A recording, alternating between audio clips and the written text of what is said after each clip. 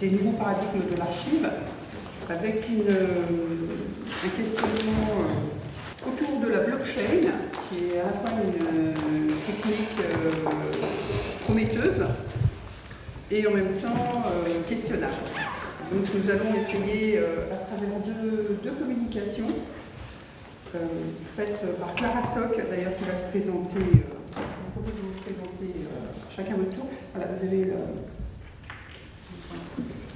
Clara Soc, donc doctorante Thyssen. Oui, bonjour à tous, merci beaucoup d'être là. Oui, je suis doctorante en sciences sociales, en sciences de l'information et de la communication et en finance. Et j'étudie la blockchain comme dispositif de désintermédiation. Donc c'est une question, c'est la question de recherche que je pose. Evelyne a pensé à moi pour la question de la preuve, puisque comme on le verra un peu plus tard, je traite de la blockchain comme une machine, une fabrique à preuve. Bonjour à tous, Antoine Messonnier, chef du département des archives, de la documentation et du patrimoine du ministère de la Justice. Donc je présenterai un petit peu plus après ce qui m'a poussé à m'intéresser à la blockchain, même si je viens un petit peu ici en représentant d'une profession proche des archives, mais qui peut s'intéresser aux questions justement de preuve et notamment dans le domaine électronique. Avec quelques diapositives, je vais présenter le dispositif technique, parce que blockchain, chaîne de blocs, est avant tout un dispositif technique. Donc je vais essayer de mettre très rapidement une petite couche technique de façon à ce que les éléments qui vont être présentés par la suite soient compréhensibles, soient plus facilement compréhensibles. Donc, comme mon sujet de recherche est en partie l'autorité, bien je questionnerai ce qui peut faire autorité dans la blockchain, ou ne pas faire autorité. Donc voilà, qu'est-ce que la blockchain ? La blockchain est d'abord une architecture technique de l'enregistrement de données. Tout simplement, on peut la démarrer comme cela. Plus précisément, c'est un réseau peer-to-peer de machines connectées.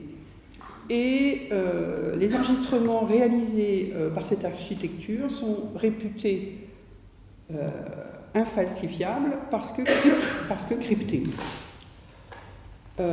Autre caractéristique, des témoins, ce que j'appelle des témoins ici entre guillemets, c'est la première métaphore, parce qu'on verra que la blockchain est bourrée de métaphores, certifient les enregistrements. Donc on peut la résumer à une base de données distribuée, où les données ne sont pas écrasées mais chaînées. C'est ce qui est la grande différence avec une base de données habituelle.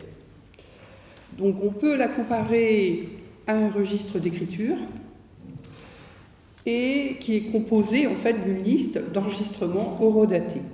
Voilà quelles sont les principales caractéristiques techniques. Donc, un réseau peer-to-peer où les enregistrements dans une base de données sont réalisés à la suite les uns des autres et n'écrasent pas les données précédemment enregistrées. Alors voilà, donc du coup j'ai récupéré un petit schéma sur Blockchain France qui, alors celui-là évidemment c'est le premier réseau de blockchain, c'est celui de la Bitcoin, donc je vous montre les voisins, donc celui-là voilà, à quel point un schéma peut parler un peu plus qu'un long discours. Donc ici on voit que l'enregistrement est une transaction. Donc on a un élément qui effectue une transaction de A vers B, et lorsqu'il y a plusieurs transactions, en fait, elles sont enregistrées dans un bloc qui est validé par les nœuds du réseau. Donc les nœuds du réseau sont les machines connectées, en peer-to-peer.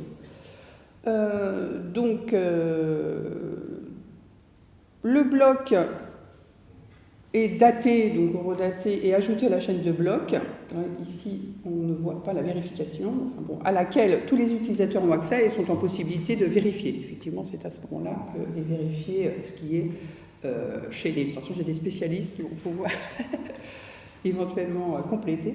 Et à la fin, donc, B reçoit la transaction de A. C'est comme ça que Bitcoin est représenté habituellement. Donc, nous, ce qui nous intéresse, moi, ce qui m'intéresse, donc, c'est l'autorité, donc je rappelle comment on peut la définir. C'est d'abord une relation d'un porteur d'autorité sur un sujet qui s'effectue dans un domaine. Cette relation repose sur la confiance. Donc, si la confiance est rompue, l'autorité a des difficultés pour fonctionner. Donc, ça ne marche plus. Il peut y avoir évidemment différentes raisons. Donc, il peut y avoir un abus d'autorité, par exemple, mais voilà, toutes sortes de raisons peuvent intervenir. Donc, cette relation qui repose sur la confiance a pour objectif de transmettre en fait, des connaissances, dans le sens large du terme, ou des ordres. Donc, c'est la fameuse autorité déontique qui s'ajoute à l'autorité épistémique. Donc, dans notre blockchain, on a ici effectivement un modèle technique de transmission de connaissances, ou d'ordre, je devrais dire, avec des règles édictées qui sont vérifiables.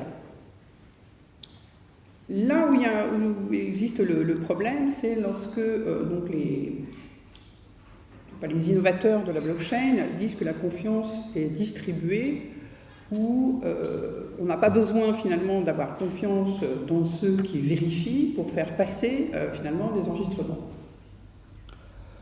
Donc il y a quelqu'un qui s'est intéressé à ça, donc il y a déjà des chercheurs que je récupère mes documents. Donc De Filippi et Michel Raymond qui se sont intéressés pour un cas particulier qui était celui de l'accès aux données en Espagne, l'arrêt Google Spain en 2014, pour voir comment finalement cette confiance décentralisée pouvait être dangereuse, entre guillemets, lorsque des conflits intervenaient au sein de la gestion de la blockchain pour les réguler. Donc c'était le premier article de 2016, enfin un des premiers articles, je pense que d'autres ont suivi, qui questionnait cette notion de confiance décentralisée. Donc évidemment, il y a une solution à cela qui est la gouvernance, mais je pense que là, on aura quelques approfondissements à ce sujet.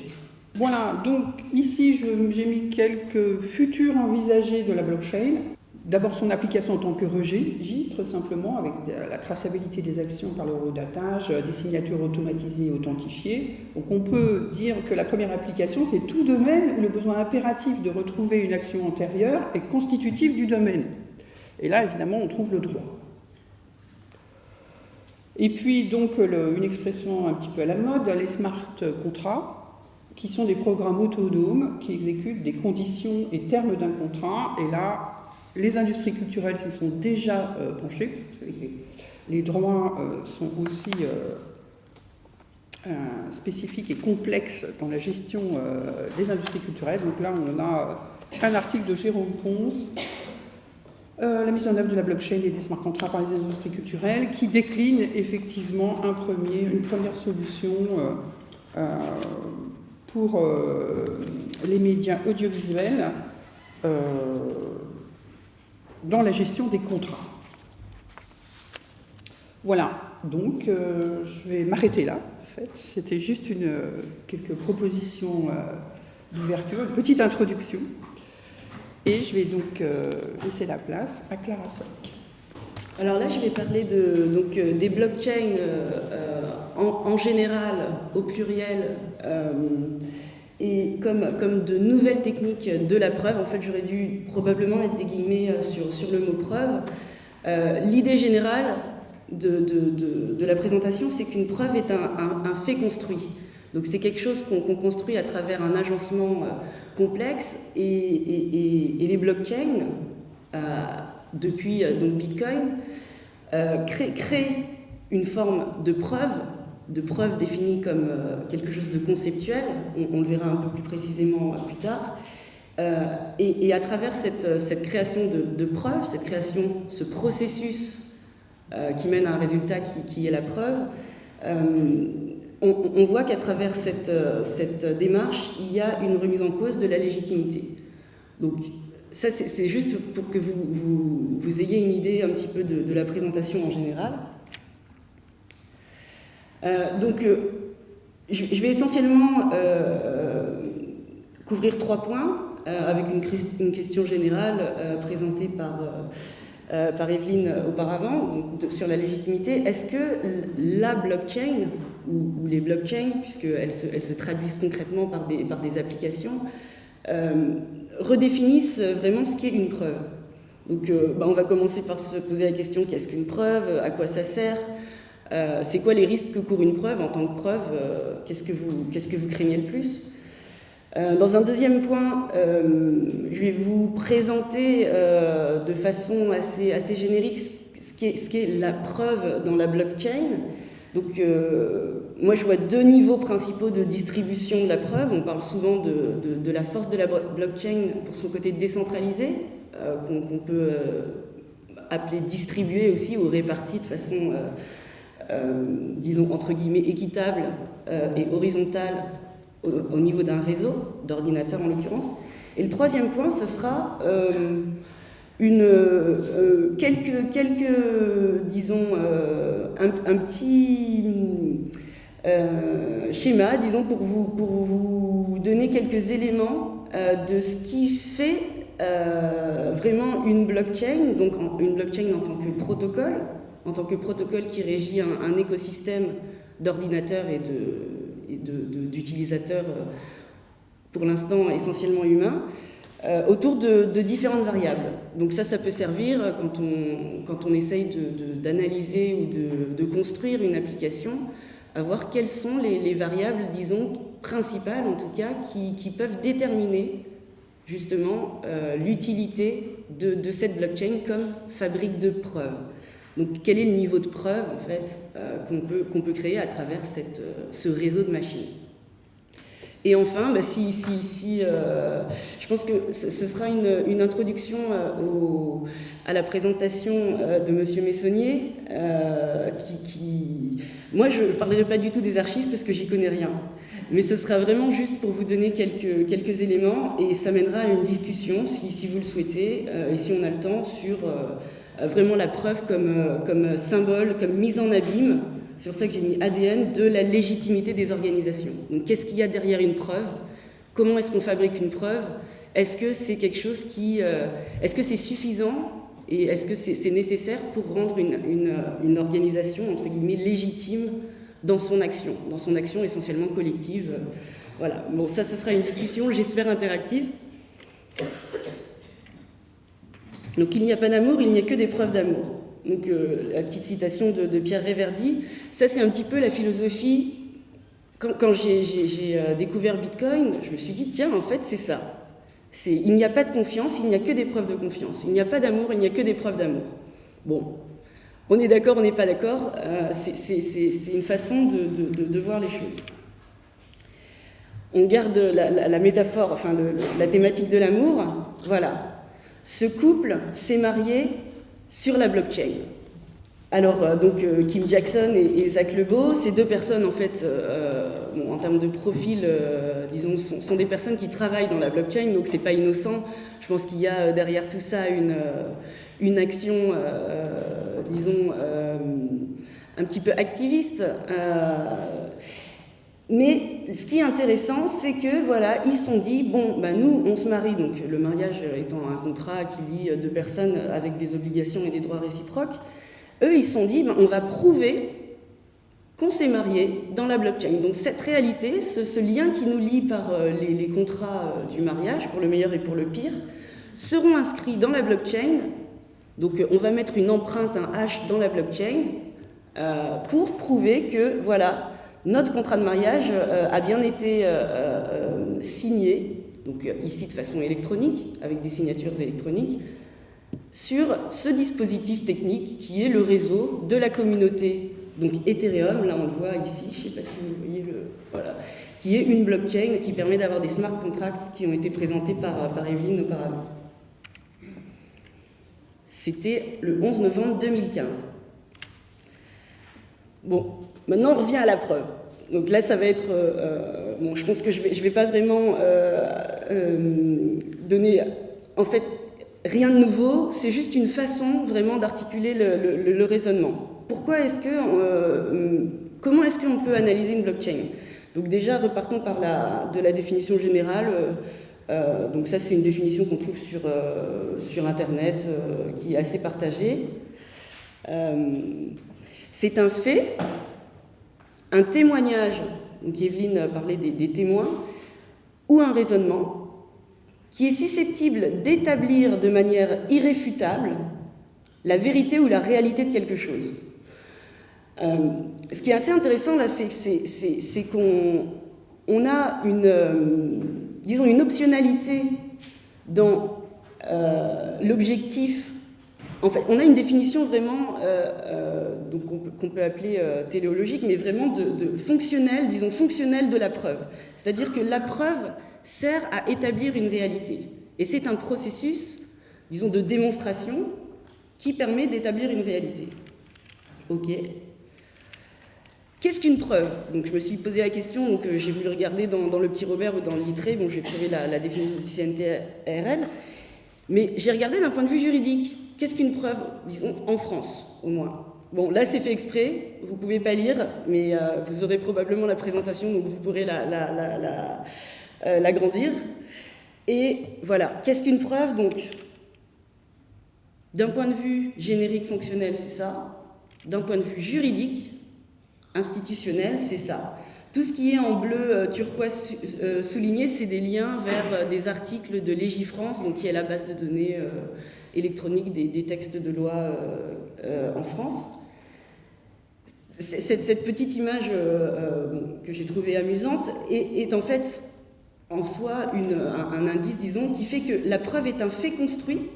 Donc j'insiste vraiment sur cette construction, construit ici en l'occurrence juridiquement donc de façon institutionnelle, avec différents acteurs, différentes institutions, une longue histoire de loi, probablement des conflits derrière ces choix de mise en place institutionnelle, donc est un fait construit et ancré dans un agencement potentiellement complexe.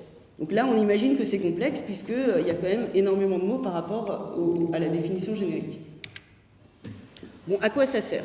On a dit qu'une preuve, ça servait à quelque chose, ça servait à démontrer une réalité, mais on peut aussi se poser la question, mais à quoi ça sert d'établir une réalité? Puisque la réalité existe. La réalité est là, pourquoi a-t-on besoin d'établir cette réalité?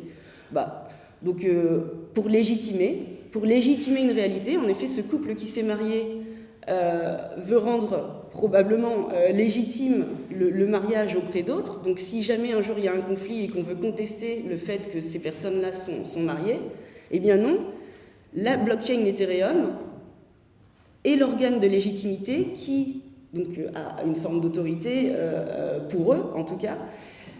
Une légitimité, là on va dire, disons, essentiellement procédurale, dans le sens où c'est la procédure qui caractérise le lien disons le protocole qui lie les machines entre elles, les machines du réseau blockchain Ethereum, qui donne cette légitimité de type procédural dans la procédure à ce mariage. Ensuite, on peut se poser la question aussi de la légitimité, disons, de type charismatique. Donc voilà, ça a un nom, on a appelé cette blockchain Ethereum, on ne l'a pas appelée 3xW5, parce qu'on est plus sensible probablement à des noms qu'à des chiffres qui ne font pas sens. Et vous l'avez sans doute vu dans la presse, etc., il y a énormément de questions autour du charisme du nom qui est incarné en fait de façon gestionnaire par des exercices de marketing. Donc établir une réalité, à quoi ça sert? À quoi ça sert une preuve? Ça sert essentiellement à légitimer quelque chose dans un agencement, dans un périmètre bien entendu restreint, qui est celui pour la blockchain des utilisateurs blockchain et pour le droit juridique français au niveau de la France. Ensuite, on a besoin probablement d'interfaces pour que le droit français soit reconnu auprès d'autres pays, par exemple, ou d'interfaces pour que le droit, entre guillemets, de la blockchain Ethereum soit reconnu au sein d'autres juridictions, comme le droit français, par exemple. Donc, pour le droit, une preuve légale, en France, par exemple, ça permet d'acquérir des droits sociaux. Le contrat de mariage permet d'acquérir certains droits sociaux, et bien sûr, il y a des obligations. Plus généralement, en fait, si on réfléchit de façon très générique, une preuve, ça sert à créer une base de savoir commun, donc établir une réalité, Un savoir commun qui permet à échanger, à agir de façon collective. Et c'est pour ça, en effet, que la preuve, c'est vraiment la base du contrat. Et on verra, peut-être dans les applications proposées et citées plus tard, que le smart contract, donc le contrat entre guillemets intelligent, qui est un algorithme tout simplement conditionnel à des variables. Au moment où on écrit le contrat, on ne sait pas tout ce qui va se passer demain. Donc, par exemple, on peut imaginer un contrat entre guillemets intelligent qui va dire si il pleut, donc il pleut variable inconnue, alors je vais mettre un parapluie, alors Evelyne, parce qu'il faut être plusieurs, alors Evelyne va me prêter un parapluie. Voilà. Donc ça c'est un smart contract à partir du moment où le parapluie est un objet numérique et à partir du moment où la pluie l'est aussi. Et du coup, une preuve, établir une réalité, c'est un outil de type infrastructure, un outil de l'infrastructure du cadre social. Donc social, ici, on entend juste pour action collective. C'est un petit peu fastidieux de passer par tous ces éléments, mais en fait, pour moi, c'est vraiment un cadre d'analyse des blockchains qui permettent de montrer leur potentialité selon les choix protocolaires, les choix de variables, de paramètres très concrets informatiques qui régissent le réseau, et aussi d'en voir potentiellement leurs limites, parce que dans une décision, il y a toujours un compromis, et donc potentiellement un potentiel et un périmètre, une définition. Donc maintenant, on a vu ce que c'est qu'une preuve, à quoi ça sert d'établir la réalité, à quoi ça sert une preuve, mais c'est quoi les risques de la preuve ? Donc la preuve, donc on l'entend comme un processus, puisque bon, si on regarde, si vous avez une vue extrêmement perçante, vous avez pu voir que les premiers mots de la preuve juridique, c'est une démonstration qui vise à établir un fait. Donc voilà comme processus. Il y a deux niveaux principaux de risque pour une preuve. On en discutait récemment avec Evelyne. La falsification. Donc en effet, une preuve, certes parce qu'elle est exacte, et parce qu'elle est reconnue par la communauté des gens qui croient en ce processus de légitimation. Donc si on falsifie la preuve, elle a une utilité, mais qui est détournée, c'est un détournement.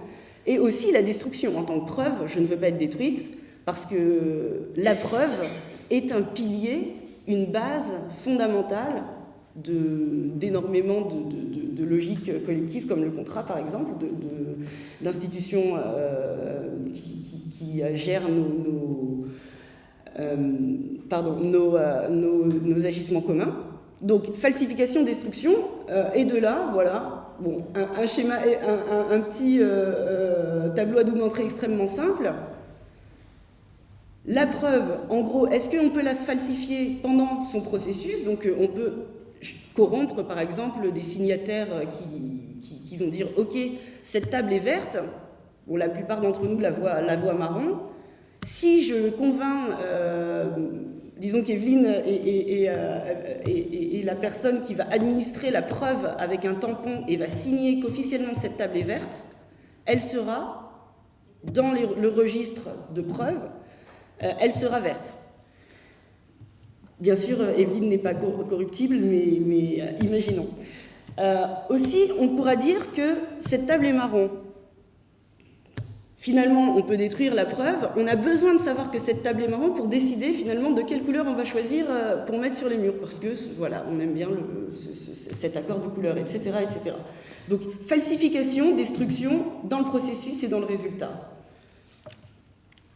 Et là, encore une fois, pour faire le lien avec la blockchain déjà de façon anticipée dans votre esprit, voilà comment est-ce qu'on peut analyser une blockchain. Est-ce que le processus est fiable ? Est-ce qu'on peut corrompre certains des ordinateurs dans ce processus de fabrication de la preuve, en fait de la signature électronique qui sert de preuve ? Est-ce qu'on peut la détruire ? Est-ce qu'on peut détruire à un moment, par exemple, imaginons une blockchain de 10 ordinateurs, ou de 100 ordinateurs.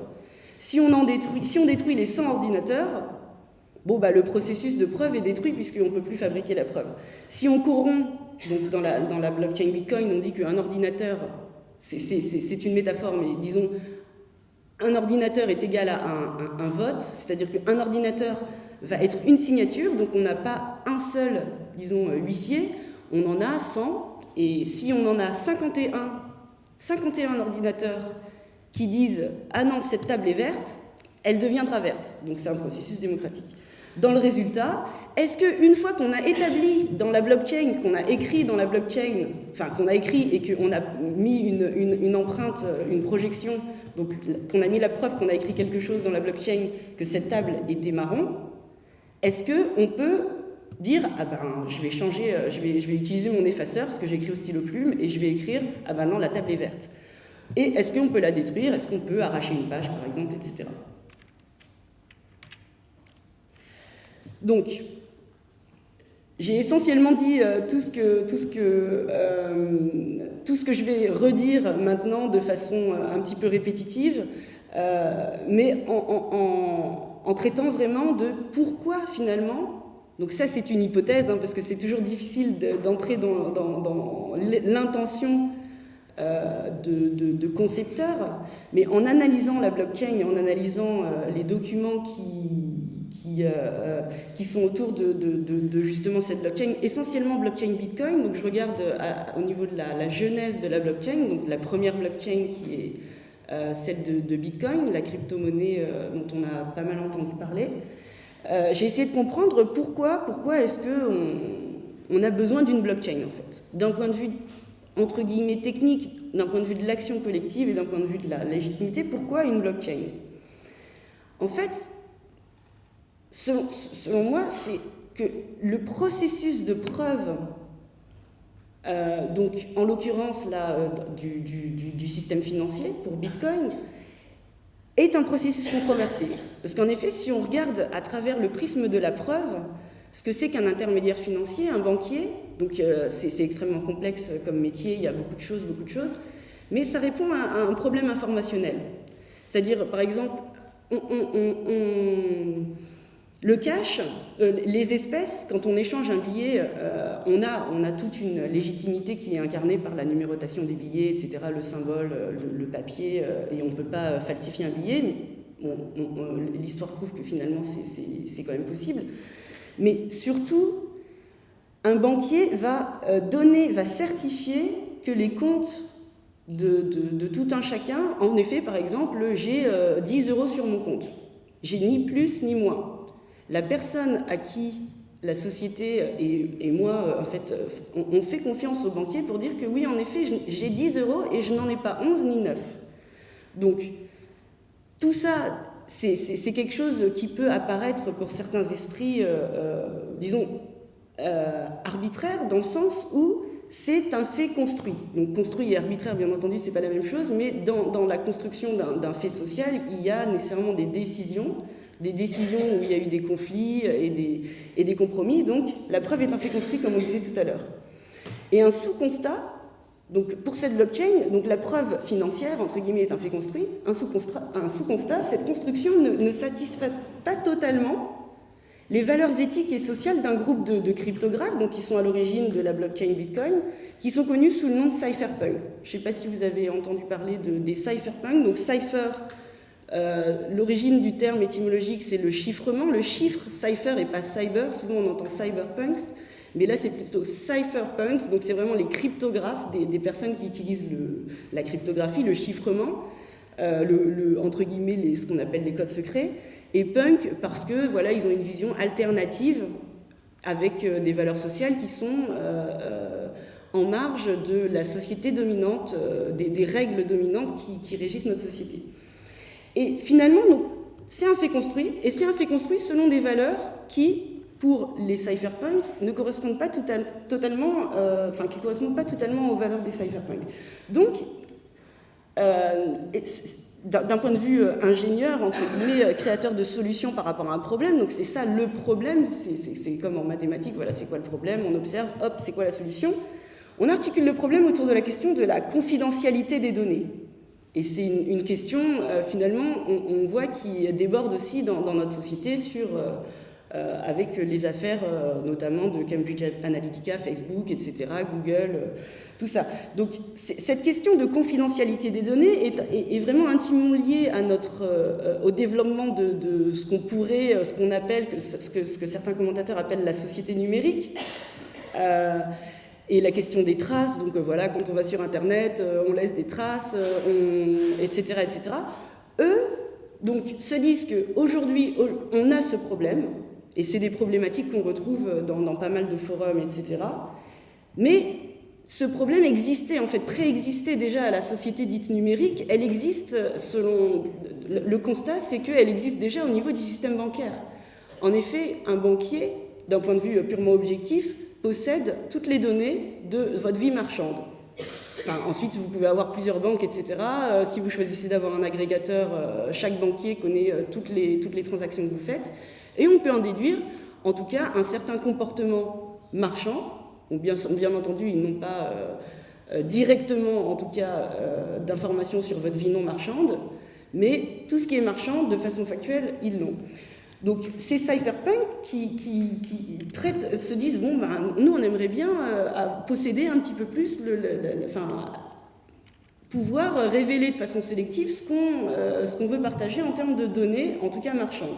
Et le premier cas, donc, c'est Bitcoin, d'où dans Bitcoin, c'est cette monnaie entre guillemets dite anonyme, ensuite bien entendu maintenant tout le monde sait qu'elle n'est pas anonyme, mais dite anonyme et qui permet de faire des transactions sans que quelqu'un d'autre, qu'on n'a pas nécessairement choisi, le sache. Donc c'est une façon en fait technique de pouvoir garder pour soi, ou au moins de révéler de façon sélective, les données qu'on souhaite révéler. Donc voilà les cypherpunks, une petite illustration, ça c'est donc Cypherpunk Manifesto de Eric Hughes. C'est vraiment la vision, en fait, la mission des cypherpunks, entre guillemets, à travers le chiffrement, la cryptographie, c'est de faire qu'on puisse se révéler de façon sélective au monde. Donc la confidentialité est indispensable pour une société de l'ère numérique. Confidentialité ne signifie pas secret. Un objet confidentiel est quelque chose que quelqu'un ne veut pas que le monde entier sache, sachant qu'un objet secret est quelque chose dont quelqu'un souhaite que personne ne le sache. La confidentialité est le pouvoir de se révéler de façon sélective au monde. Donc voilà, la confidentialité est un droit affirmé et qui correspond fortement, qui est un pilier fondamental des valeurs des cypherpunks qui sont à l'origine de Bitcoin. Alors, ça, ce petit schéma, donc excusez-moi, il est en anglais, je ne l'ai pas traduit en français, là. Il est tiré du papier originel du créateur de Bitcoin qui est nommé Satoshi Nakamoto. Donc voilà, pour la petite histoire, cette personne n'a pas d'état civil. On ne sait pas si c'est un homme, une femme, un groupe de personnes, une intelligence artificielle, bon, probablement des personnes. Et il décrit, si ça vous intéresse comme sujet, je vous conseille fortement de lire ce papier parce qu'il fait 9 pages et c'est probablement un des papiers les mieux expliqués. Ça prend 20 minutes à lire, c'est vraiment très très bien expliqué.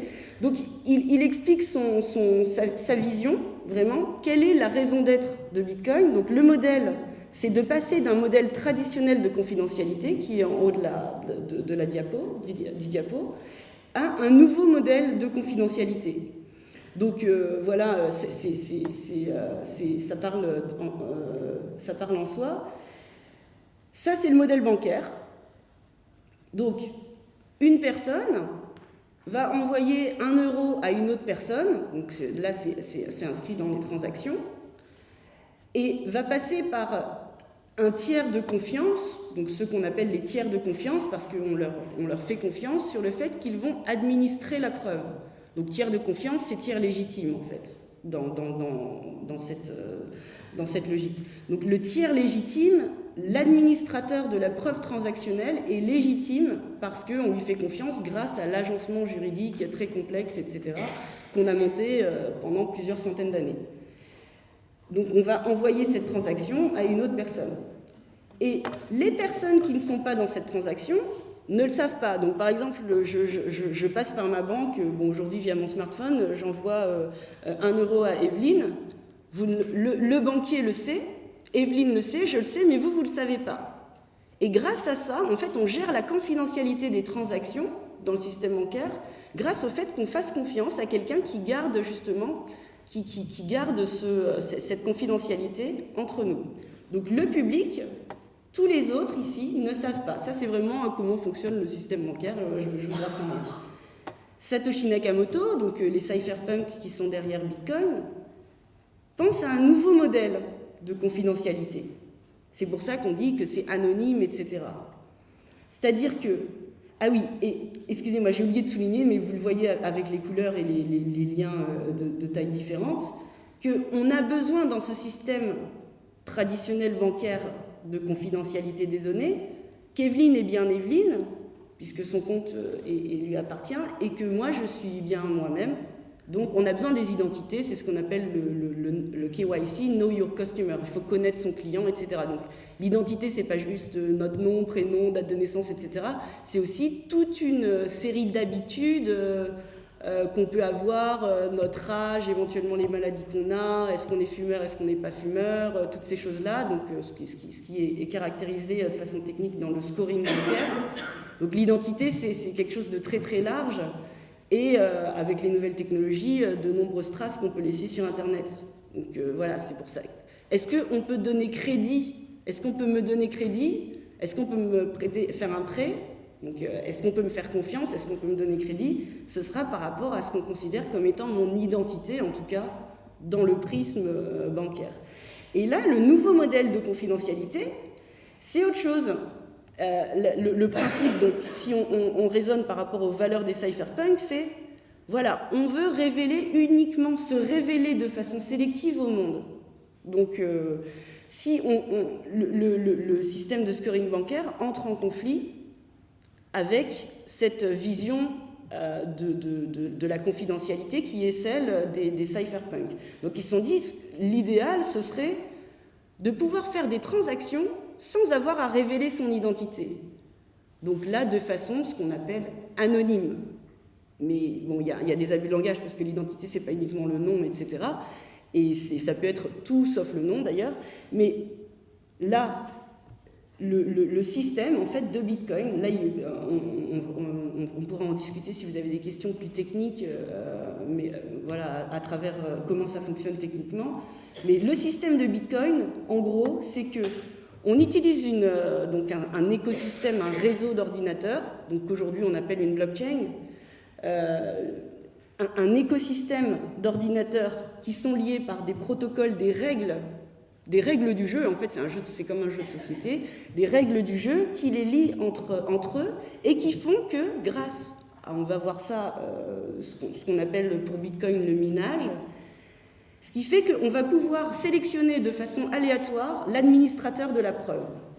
Donc là, on sent déjà la vision donc politique, puisqu'on parle de légitimité ici, mais politique au sens très large, politique pas au sens purement parti politique, etc. Donc la vision politique, la vision organisationnelle, socio-organisationnelle de la blockchain, de Bitcoin et de ce qu'est un agencement, même numérique à travers des ordinateurs finalement. À partir du moment où on a des conditions qui lient différents éléments entre eux, on a cet aspect politique qui est là, traduit par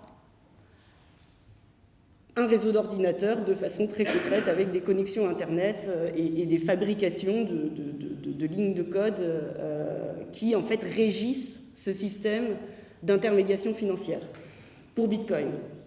Et j'imagine que pour les archives, il y a exactement la même problématique avec des décisions probablement différentes, puisque les valeurs qu'il y a derrière les archives sont différentes des valeurs des cypherpunks, j'imagine.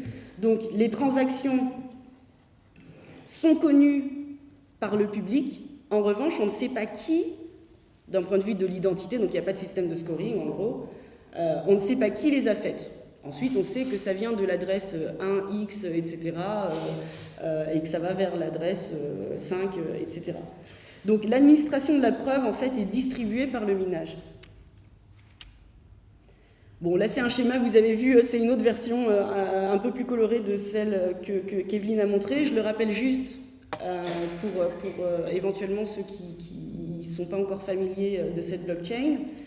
Donc c'est l'histoire d'une grand-mère qui veut envoyer des étrennes à sa petite fille pour la Saint-Sylvestre par exemple. Elle a décidé de lui envoyer des bitcoins ou des éthers. Donc c'est les icônes, voilà. Donc la grand-mère envoie des étrennes à sa petite fille sous forme de bitcoin. Qu'est-ce qui se passe? Donc elle envoie un message chiffré au réseau d'ordinateurs. Donc la grand-mère envoie 10 bitcoins à sa petite fille. C'est beaucoup de 10 bitcoins, ou 10 satoshi, c'est des centimes de bitcoin, des 10 puissance moins 8 centimes de bitcoin, on va dire. Donc elle envoie 10 satoshi à sa petite fille. Qu'est-ce qui se passe? Donc elle est sur son smartphone, hop, il y a des messages qui passent par Internet. Ça arrive grâce au réseau Internet à des nœuds. Donc ça, on n'en parle pas beaucoup, mais bon, c'est parce que c'est pas si important pour comprendre le concept. Mais c'est des petits, voilà, c'est juste des ordinateurs qui vérifient la validité. Donc la validité, c'est est-ce que ce message, la façon, est-ce que le formulaire CERFA, par exemple, correspond bien, ce qu'il y a dedans, est-ce que ça correspond bien à ce qu'on a établi comme règle? Oui, imaginons que oui, parce que sinon, en fait, ça sort à chaque fois. C'est une variable 1, 0, quoi. Hop, donc ça passe. Une fois que ces transactions sont considérées transactions donc unitaires, j'envoie 1 euro à Evelyne, sont considérées comme intègres, valides, correspondant au protocole, tout simplement, de façon très concrète. Alors, je peux envoyer, les nœuds envoient, donc via un système de distribution de messages, un message par Internet à des nœuds un peu plus complexes, donc des ordinateurs qui ont une fonctionnalité un petit peu différente. Et c'est là où les mineurs, d'où le terme de blockchain, à partir de ces lignes de transactions, vont créer des blocs. Donc c'est pour ça que voilà, j'ai choisi, de façon un peu amusée, le dessin d'un scribe égyptien, parce qu'en fait, un mineur, en fait, c'est celui qui écrit dans la blockchain. Le mineur, c'est celui qui écrit dans le sens où il prend des transactions qui sont, disons, orales, on va dire. C'est une métaphore, hein. Donc les transactions à ce niveau-là, au niveau du 2, sont orales. On dit, ah oui, j'ai fait ça, j'ai envoyé 1 euro à Evelyne, etc. Evelyne m'a renvoyé 1 euro, blablabla. Au bout d'un moment, de façon chronologique, ça crée un certain nombre, ça prend un certain nombre de places, parce que c'est matériel, donc ça prend un certain nombre, disons, d'octets. Et là, on a une page qui est remplie, et la page, c'est le bloc. Donc le scribe, à partir du moment où il entend, parce qu'il est très fort, donc il sait très bien combien de place ça va prendre, à partir du moment où il entend suffisamment de transactions, donc c'est le gossip, à partir du moment où il entend suffisamment de transactions, il va créer un bloc. Et là, il crée un bloc. Donc comment il le crée? Il les crée via ce que vous avez probablement entendu comme étant l'arbre de Merkle. Il va le créer, mais selon un protocole, un certain protocole, et c'est pour ça qu'on appelle ça un bloc, parce que ça structure les données, ça les compresse, donc d'où l'idée du bloc, j'imagine, ça les compresse, hop, on les compresse, et en plus on les range un petit peu comme dans une étagère. Donc il y a une structure de données avec un classement, comme en bibliothèque, j'imagine, avec un certain classement qui est standardisé, donc ça permet à tout un chacun d'avoir une norme de classement. C'est la beauté du bloc, de l'arbre, enfin là de l'arbre de Merkle qui est utilisé dans le bloc. En plus, dans ce bloc, il y a une structure qui fait que, exactement comme dans une bibliothèque, il y a chaque ligne, désolé si j'ai pas les bons vocabulaires, mais voilà, chaque rangée va correspondre à une thématique. Bah là, c'est la même chose, sauf que c'est le temps qui est la thématique, donc tout est classé de façon chronologique, c'est assez simple, mais on pourrait peut-être éventuellement développer une blockchain où le classement est plus complexe que le classement chronologique. Et ça forme un bloc. Une fois qu'on a ce bloc, en haut, au bout de la rangée, il y a un signal, une preuve qui fait qu'à partir du moment, en fait, on peut classer, on classe la rangée, et chaque rangée est classée elle-même de façon chronologique. On va dire que toutes les rangées, on va arrêter non seulement la construction d'un bloc au bout d'une étagère, mais on va arrêter aussi la construction, on va lier chaque rangée, il y a une logique en fait de classement des rangées, donc imaginons les couleurs de l'arc-en-ciel, hop, et on va les ranger, et donc ça va faire qu'on va les lier, c'est-à-dire que le orange sera toujours après le rouge, tout le monde connaît ces couleurs de l'arc-en-ciel, le jaune sera toujours après le orange, et le vert sera toujours après le jaune, etc. Donc c'est pour ça en fait qu'on parle de blocs chaînés, de blockchain. Et ça, c'est les mineurs qui le font. Donc les mineurs, c'est les scripts tout simplement. Et enfin, donc une fois que les mineurs ont bien validé, ont bien administré la preuve que cette transaction correspond aux règles du jeu de Bitcoin, là en l'occurrence, ou d'Ethereum, donc de la crypto-monnaie, une fois que ça s'est mis dans ce qui, à l'origine, est la blockchain, donc la blockchain, c'est le registre de transactions, la bibliothèque de transactions, une fois que ça, c'est dedans, la petite fille peut recevoir, en fait, c'est pas qu'elle le reçoit, c'est simultané, c'est parce que c'est le simple acte d'écrire dans la blockchain qui fait qu'on légitime par la preuve qu'on a bien suivi tout le processus protocolaire de ces ordinateurs. En fait, la petite fille ne reçoit rien, mais elle reçoit juste un petit message, donc un email, qui dit « Ok, toi, tu as bien reçu tes 10 Satoshi ». Donc, vraiment, le processus de légitimité procédurale est ici, en 2 et 3. C'est comment la preuve est administrée. Et le processus d'information pure, de communication, pardon, de l'information, de la volonté de la grand-mère d'envoyer des étrennes à la petite fille. Et la petite fille va être informée que la preuve a bien été administrée ici. Donc, en fait, finalement, la grand-mère, elle n'envoie qu'un ordre, une instruction au réseau d'ordinateurs Bitcoin qui administre la preuve selon certaines règles, donc la règle de la preuve de travail ou du minage. Et ensuite, le réseau envoie juste un petit message, un texto, disons, ça pourrait être un texto, il y a des chatbots qui font ça, à la petite fille qui, elle, sait qu'elle a reçu ses 10 Satoshi. Voilà, c'est vraiment comme ça, à mon avis, on peut vraiment comprendre la blockchain de façon assez simple si on prend cette grille d'analyse. Donc, ça c'est pour vous montrer à quoi ça ressemble, ce qu'on appelle une ferme de minage. Ça c'est une ferme de minage, disons, je pense que c'est de Bitcoin ou ça peut être aussi des Litecoin, ça peut être plein de choses, mais qui utilisent des ASICs, donc qui sont des ordinateurs spécialisés, qui ont été créés. C'est des processeurs spécialisés qui ont été créés essentiellement pour optimiser l'utilisation énergétique du minage. Il y a d'autres monnaies comme l'Ether, par exemple, qui détournent des cartes graphiques, donc qui sont beaucoup moins efficaces d'un point de vue énergétique, mais qui font le travail. C'est comme si on utilisait une voiture pour faire une machine à laver, par exemple, parce qu'on a remarqué que l'axe était utile. Donc, vous avez vu que ça ressemble à ça. Désolée pour le nombre de mots, je pense que vous arrivez probablement à lire. Donc, en fait, qu'est-ce que c'est que le minage? On a vu dans le schéma précédent, ici, que c'est vraiment ça, le processus d'administration de la preuve. En fait, le minage, c'est quoi? C'est donc un système d'incitation économique qui est décentralisé et ouvert, qui est fondé sur un processus distribué de fabrication de preuves de calcul. Donc on l'appelle preuve de travail et c'est la base du consensus Bitcoin. Là, je vous donne le vocabulaire et après j'utiliserai d'autres mots pour essayer de rendre ça plus intelligible. Le minage, c'est quelque chose qui coûte cher, qui est onéreux et qui est difficile à falsifier avec des ordinateurs. Et ça sert à quoi surtout? Donc là, en l'occurrence, c'est ça qui est le plus important. Ça sert à sélectionner de façon aléatoire l'administrateur de la preuve transactionnelle.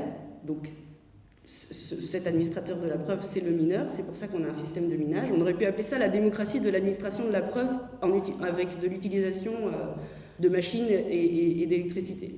Mais c'est un peu long, donc on a appelé ça le minage pour traduire en fait la microéconomie du minage qui ressemble à la microéconomie de l'extraction aurifère. Et donc, ce mineur sera rémunéré pour ce travail. Donc, bon, tout ça, pourquoi est-ce que j'ai mis en rouge certains mots? c'est pour faire le lien avec les valeurs qui sous-tendent la légitimité de la communauté de personnes et d'ordinateurs, disons, qui constituent le réseau Bitcoin ou qui constituent le réseau d'une blockchain. Donc là, en l'occurrence, on prend Bitcoin puisqu'on parle de minage. On pourrait très bien imaginer une blockchain d'archives où il n'y aurait pas de minage si jamais les valeurs sont différentes. Mais là, en gros, le minage, c'est des règles du jeu arbitraires qui permettent, donc le but unique, c'est de pouvoir sélectionner de façon aléatoire un administrateur de preuves. À partir du moment où on a compris ça, finalement, toute la problématique des blockchains qui utilisent trop d'énergie, etc., elle s'envole. C'est-à-dire qu'en effet, concrètement, Bitcoin utilise beaucoup trop d'énergie et c'est inscrit dans son protocole. C'est-à-dire que c'est un choix d'ingénieur qui a fait que nous, notre but, c'est d'avoir entre guillemets une démocratie d'ordinateurs. Comment est-ce qu'on peut faire pour avoir une démocratie d'ordinateurs? C'est-à-dire qu'il y ait une sélection égalitaire ou tout au moins équitable, que tout participant, en gros, puisse être administrateur de la preuve. C'est vraiment, on peut regarder ça comme ça. Pour que n'importe qui puisse être administrateur de la preuve, n'importe qui étant un ordinateur, donc il faut parler son langage, etc., probablement utiliser de l'énergie, on va utiliser un système de jeu, donc de jeu au sens large, un jeu de société par exemple, qui va être fondé sur des principes économiques, puisque l'économie est facilement traduisible dans le code, et donc on va lancer une espèce de loterie. Donc c'est ça le fameux algorithme extrêmement complexe qu'il faut résoudre. En fait, c'est pas qu'il est complexe, c'est qu'il est impossible à résoudre de façon algorithmique. C'est-à-dire, par exemple, je vous dis que je pense à quelque chose, devinez à quoi je pense. Bon, personne n'est entré dans le jeu parce qu'en effet, l'univers est beaucoup trop large. Maintenant, je vais vous dire, je pense à un chiffre entre 0 et 10, entre 0 et 9. Vous avez une chance sur 10, peut-être que les plus vaillants vont essayer de deviner face à la timidité, etc. Maintenant, je vous dis, je pense à un chiffre entre 1 et 2. Donc là, finalement, et si je vous dis, bien entendu, et en plus, je vous donnerai un bitcoin si vous devinez, peut-être que certains d'entre vous qui ont envie d'avoir un bitcoin vont lever la main et dire, bon, tu penses à 2. Ah bah non, c'était 1. Bon, bien entendu, là, vous me faites confiance.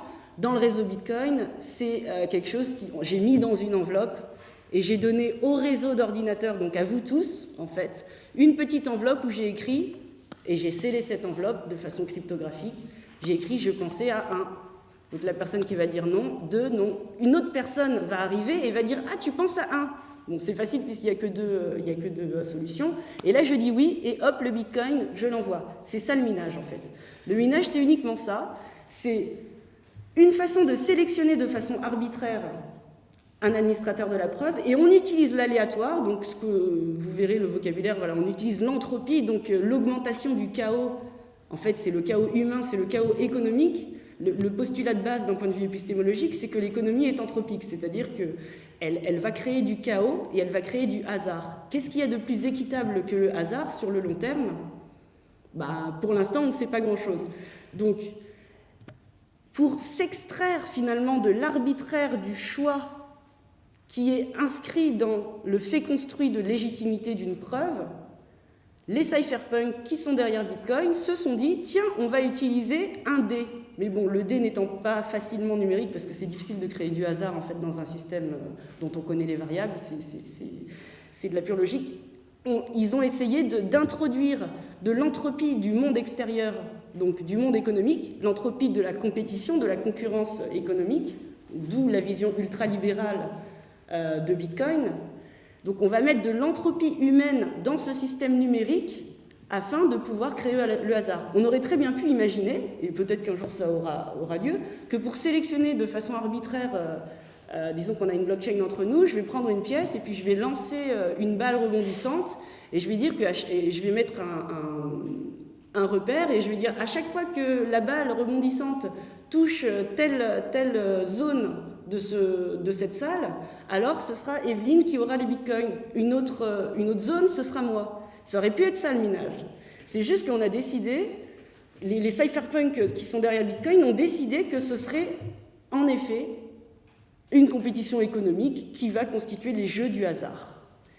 Voilà, donc à partir de là, on peut s'extraire de tout souci, finalement, si on se dit, nous, dans nos valeurs, on ne veut pas contribuer à l'utilisation énergétique, une utilisation énergétique marginale exponentielle pour que notre blockchain d'archives, par exemple, fonctionne de façon démocratique, parce qu'on aurait décidé, enfin je ne sais pas si c'est un objectif, mais on aurait décidé qu'on veut que la personne qui mette le tampon, par exemple, dans l'archive, qui atteste de la preuve que cette archive est une archive et pas juste quelque chose de non légitime, on n'est pas obligé d'utiliser du minage.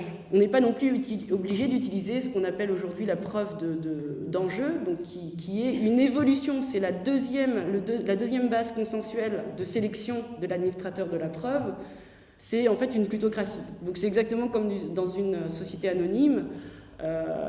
Une part sociale est égale à un vote. Donc si j'ai 51% d'une société, ben, j'aurai 51% du pouvoir à partir du moment où on s'est accordé là-dessus de façon contractuelle. Donc il y a différentes façons en fait de gouverner cette administration de la preuve. Et la blockchain, Bitcoin, c'est une innovation de gouvernance d'administration de la preuve par ce protocole donc, qui est le minage. Une autre blockchain va être innovante dans sa gouvernance selon les règles du jeu, donc ce qu'on appelle le protocole de consensus, qui vont être derrière cette administration, cette sélection de l'administrateur de la preuve. Et la sélection de l'administration de la preuve dans nos sociétés, elle se fait par des concours, par exemple, par certains privilèges aussi qui ont été, par exemple, le notariat. Mais c'est vraiment cette sélection, comment on sélectionne ceux qui vont administrer la preuve. Donc ça, on en a déjà parlé. Pourquoi on appelle ça un bloc ? En gros, c'est parce que c'est une structure de données ordonnée et compressée en blocs qui sont liés les uns aux autres et qui est dupliquée de façon ouverte dans son écriture. Donc une blockchain, c'est un livre comptable des transactions des participants du réseau, c'est une chaîne, car le classement des données transactionnelles est organisé de façon chaînée. Donc on peut imaginer, je répète toujours la même chose de façon différente, vous pouvez lever la main si vraiment vous en pouvez plus, mais en gros, pourquoi est-ce que c'est une chaîne ? Parce qu'on estime que c'est relié, c'est comme un livre, il y a une reliure derrière, donc c'est linéaire, on a relié les blocs entre eux par une reliure. On parle de blocs car les transactions sont structurées sous forme de blocs, donc ils sont compressés par un arbre de Merkel, on en a déjà parlé avec sa racine, etc. C'est la métaphore de la page. Donc une blockchain, en fait, c'est un livre. Les blocs, c'est les pages, les transactions, c'est les lignes qui sont organisées comme dans un registre, de façon chronologique, et qui ne peuvent pas dépasser une page. S'il y a trop de lignes, ben, on tourne la page et on passe à un autre bloc, en fait. Et on est rassuré parce que, bon, on peut toujours arracher la page dans un livre, mais disons qu'on peut très difficile, ça coûte extrêmement cher d'arracher la page d'une blockchain, enfin, en tout cas de la modifier, et donc on a ce livre qui est, entre guillemets, réputé, donc comme disait Evelyne, infalsifiable et quasiment indestructible, en fait, c'est-à-dire indestructible dans la limite que Internet fonctionne, que des ordinateurs sont branchés et acceptent de faire tourner un logiciel qu'ils auront téléchargé et qui sera la bonne version. Donc, on a vu dans le schéma précédent donc, que c'était le scribe qui créait ces blocs et qui les chaînait entre eux. Donc c'est le producteur de blockchain au niveau purement technique et concret. Donc il a des intrants, matières premières, hop, les transactions. Il crée son livre, il écrit son livre. Ce livre-là, il est téléchargeable et consultable par tous dans la blockchain Bitcoin. Dans d'autres blockchains, on peut très bien décider que les informations du registre, en tout cas les preuves d'authenticité des informations qu'il y a dans ce registre, parce qu'en fait c'est un registre de preuves, c'est pas du tout un registre d'informations réelles hors système financier pour l'instant.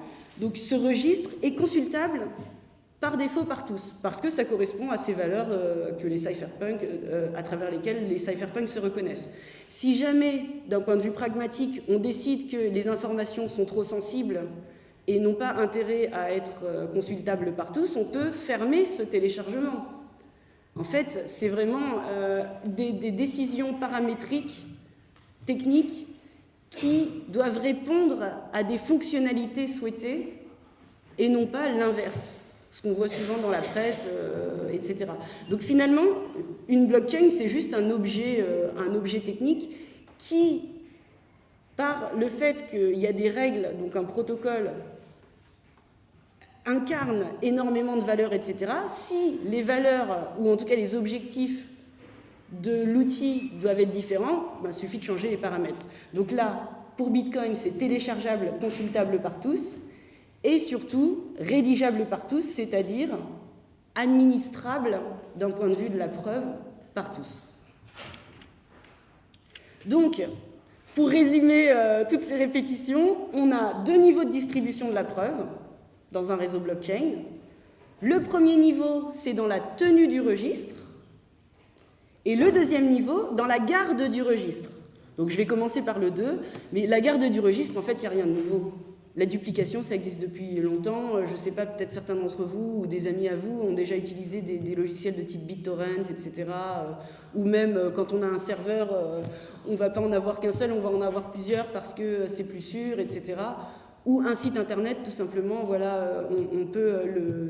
Enfin, à partir du moment où vous faites des copies, vous avez une duplication, une garde sécurisée. Là, c'est que la duplication est complètement ouverte, donc de type BitTorrent, et la distribution de cette garde des preuves, du registre de preuves, est conséquente, en fait, à cette duplication ouverte. C'est parce qu'on a choisi que la blockchain, donc le registre de preuves, soit téléchargeable et consultable par tous, qu'il est en effet dupliqué, distribué. Mais si on décide que ce n'est pas téléchargeable, la garde du registre, on peut très bien décider qu'elle n'est pas, qu'elle est par exemple dans 3 ou 4 serveurs, ou 10 serveurs, 20 serveurs, mais pas une infinité, c'est-à-dire par exemple Bitcoin, il y a 6000 serveurs aujourd'hui qui tournent en permanence. Parce qu'il y a un compromis en fait entre la volonté de distribution par exemple et la volonté d'utilisation énergétique, ou la volonté d'utiliser de salles où on lance une balle pour avoir du hasard, etc. Ensuite, la tenue du registre. Ou avant la tenue du registre. C'est vraiment donc 2 niveaux, garde et tenue. Tenue, c'est tout simplement l'administration distribuée de la preuve. Donc une blockchain, essentiellement, ça sert à ça. Ça sert à transformer, à changer. Si on n'est pas vraiment d'accord avec le fait que le processus et le résultat de la preuve tel qu'administré aujourd'hui dans un système, on peut utiliser la blockchain comme support technique de gouvernance algorithmique qui va permettre, à un coût qui est relativement faible par rapport au coût d'aujourd'hui, en tout cas tel que l'économie classe les valeurs relatives, de façon horizontale, par exemple, ou de façon verticale. On peut très bien décider. Ensuite, ce ne sera plus une blockchain dans le sens originel du terme. Ce ne sera pas du tout une blockchain comme Bitcoin.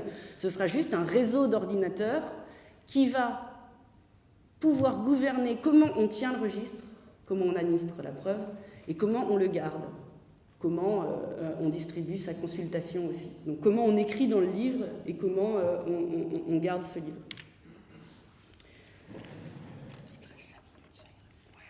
Donc voilà, c'était juste pour donner 2 exemples. Donc Bitcoin, c'est un registre de transactions financières. C'est le titre, c'est vraiment système d'espèces électroniques pair à pair décentralisé. Ethereum, donc, dont vous avez probablement entendu parler, ça ouvre les transactions de la finance à un monde plus large, tout ce qui peut être traduit de façon numérique, de façon algorithmique dans un ordinateur, je peux le faire avec cette blockchain. Donc je peux faire des jeux vidéo, je peux mettre des images de chats, etc. Je ne peux pas encore, mais peut-être avec la domotique, dire s'il pleut, alors Evelyne me prêtera son parapluie, etc. Mais c'est pour ça qu'on parle aujourd'hui de blockchain avec les smart contracts qui permettent de tout faire. C'est vrai et c'est pas vrai. C'est vrai dans la limite du périmètre technique, algorithmique, numérique. Et ensuite, ça deviendra peut-être vrai à partir du moment où on réussira à sécuriser les liens, les frontières entre le monde non numérique, donc on dit monde réel, et le monde numérique, à travers ce qu'on appelle pour le vocabulaire des oracles. Donc les oracles, parce qu'ils donnent la vérité, c'est-à-dire que c'est on leur donne entière confiance sur le fait, par exemple, s'il pleut, donc je vais par exemple demander à Météo France de savoir s'il pleut, Météo France sera l'oracle. C'est tout simplement, mais Météo France parle le langage du ciel et parle le langage humain, c'est-à-dire qu'il sait dire « il pleut ». C'est uniquement ça un oracle. Voilà, dernière slide et ensuite j'arrête. Donc cette légitimité d'administration de la preuve, en fait, elle a de nombreuses variables. On pourra en discuter plus tard, après, où vous pouvez regarder sur Internet, je vous ai mis le lien, c'est en anglais. Ensuite, il y a plein de sources françaises, mais c'est juste que je trouvais ce schéma assez parlant. Donc, à travers 2 grandes variables, est-ce qu'on veut que les validateurs, donc les administrateurs de la preuve, soient plutôt anonymes ou pas ? Parce qu'en effet, on peut se dire qu'on a tout intérêt à ce qu'ils ne soient pas anonymes, par exemple, si on veut avoir une légitimité plus traditionnelle qui fasse appel, en dernière instance, au système juridique qui est essentiellement fondé sur l'identité. Donc, par exemple, imaginons un système de badge où à chaque fois qu'on doit entrer dans son entreprise, on doit badger pour diverses raisons, par exemple, parce que l'enjeu d'entrer dans cette salle et ses conséquences est trop grand pour la communauté, la collectivité, en fait, en gros, on veut savoir qui entre, parce que si jamais il arrive quelque chose, c'est beaucoup plus pratique de savoir qui est entré que de ne pas savoir.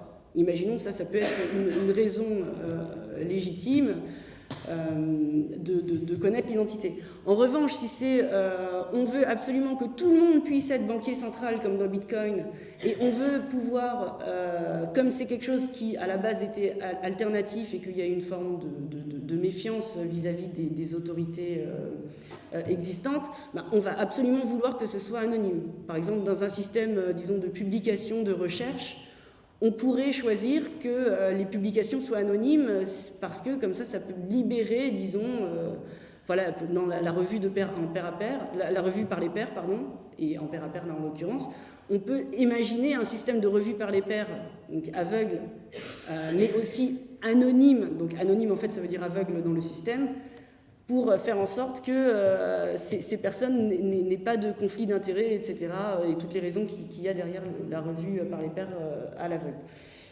On peut aussi prendre la variable de est-ce qu'il faut qu'on fasse confiance à l'administrateur de la preuve ou pas ? Parce qu'en fait, ce que je ne vous ai pas dit, mais ça aurait été trop long déjà, là c'est assez long. En fait, Bitcoin ou une blockchain, l'innovation disons informatique, algorithmique, stratégique, mathématique, c'est que c'est un système qui est tolérant à la faute, au fait que certains de ses composants soient défaillants, à la défaillance de certains de ses composants. Donc, par exemple, on est 10 à jouer, ou on est 10 à travailler sur un projet. À partir du moment où il y en a 6 qui sont là, on va pouvoir faire ce projet parce qu'en fait, on a 4... ça, ce serait un système... voilà, on aurait 4 remplaçants. C'est pas exactement ça dans Bitcoin, mais c'est une métaphore extrêmement partielle pour bien faire comprendre. En fait, Bitcoin, c'est quelque chose... Ça fait partie des systèmes, d'un point de vue informatique, qui sont dits tolérants à la faute byzantine. On en parlera après si ça vous intéresse. C'est juste une façon mathématique... Donc c'est une stratégie algorithmique, c'est une stratégie mathématique qui fait qu'on va pouvoir réussir à faire continuer à fonctionner, le système va pouvoir continuer à fonctionner malgré le fait que dans ce système il y ait des composants défaillants, que ce soit intentionnel ou pas. Donc il y a des composants qui vont vouloir trahir, donc par exemple un système politique qui serait tolérant à la faute byzantine, il y en a beaucoup, disons, c'est un système politique où malgré le fait qu'il y ait des personnes qui soient corrompues par exemple, donc qui falsifient l'administration de la preuve, en fait, c'est pas grave parce que le système peut continuer à fonctionner et on ne verra pas d'un point de vue de l'utilisateur de différence. C'est la grande force. Donc, est-ce qu'on veut faire confiance ou pas à un validateur ? Là, on choisira plutôt un type de protocole plutôt qu'un autre. Mais finalement, l'univers des variables et des paramètres est quasiment infini comme celui de vos besoins et de votre imagination. Voilà, merci.